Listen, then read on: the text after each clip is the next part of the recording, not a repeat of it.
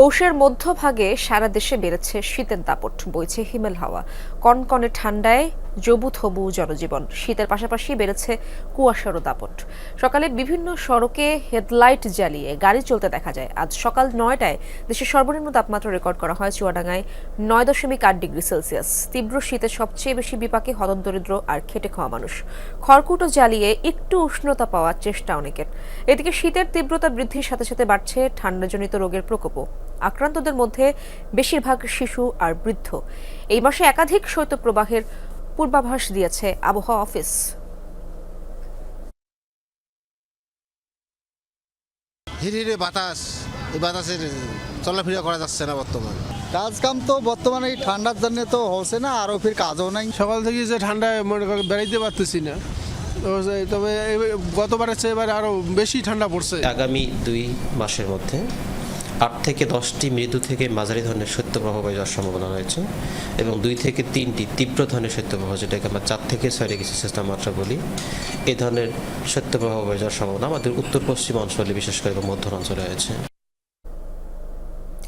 দর্শক, শীতের আরো খবর জানবো সহকর্মীদের কাছ থেকে। শুরুতেই যেতে চাই চুয়াডাঙ্গায়। আমার সহকর্মী জিসান আহমেদ সেখানে রয়েছেন। জিসান, জনজীবনে শীতের প্রভাব তো চোখে পড়ছে আপনার, সেখানকার শীতের খবর জানাবেন এবং শীত বস্ত্র বিতরণে প্রশাসনের উদ্যোগ কেমন দেখছেন?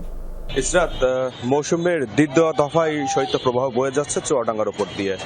তাপমাত্রা নেমেছে এক অঙ্কের ঘরে। মৃদু শৈত্যপ্রবাহে কাহিল হয়ে পড়েছে এই অঞ্চলের জনজীবন। সকাল থেকে তো আসলে ঠান্ডা বাতাসের প্রকোপ ছিল, ঠান্ডা বাতাসের কাছে মানুষ অনেকটাই কাবু হচ্ছিল এবং যেহেতু বেলা গড়ানোর সাথে সাথে সূর্যের দেখা মিলেছে, কিন্তু সেই সূর্য খুব একটা উত্তাপ ছড়াতে পারছে না।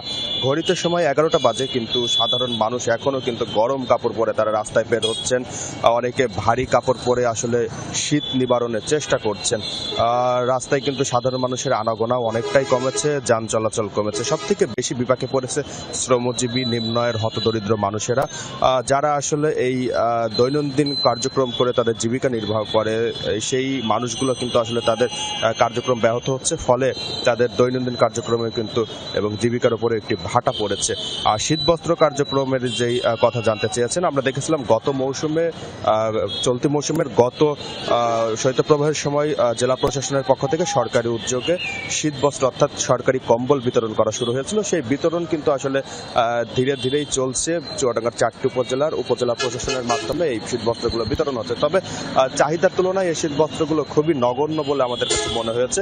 জেলা প্রশাসনের পক্ষ থেকে জানানো হয়েছে চাহিদা মতো আবারও শীতবস্ত্র চেয়ে মন্ত্রণালয়ে চিঠি পাঠানো হয়েছে, সেগুলো পেলে দ্বিতীয় দফায় আবারও বিতরণ শুরু হবে।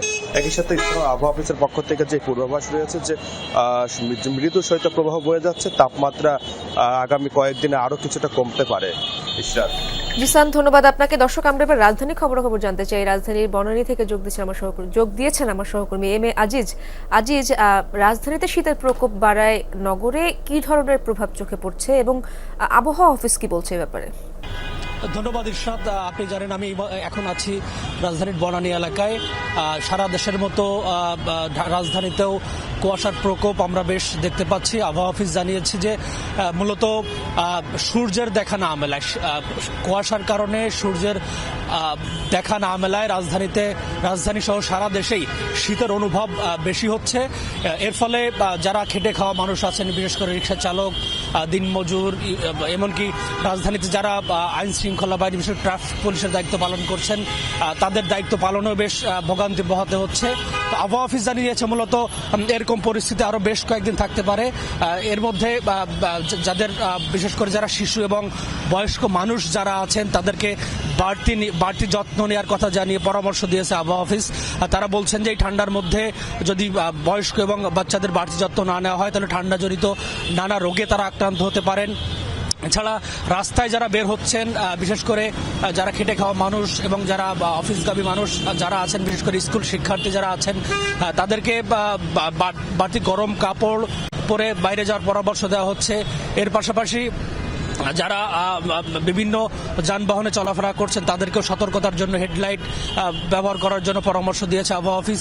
সব মিলিয়ে আবহাওয়া অফিস এখন পর্যন্ত যেটা বলছেন যে মূলত কুয়াশার কারণেই এই শীতের প্রকোপ বেশি মনে হচ্ছে।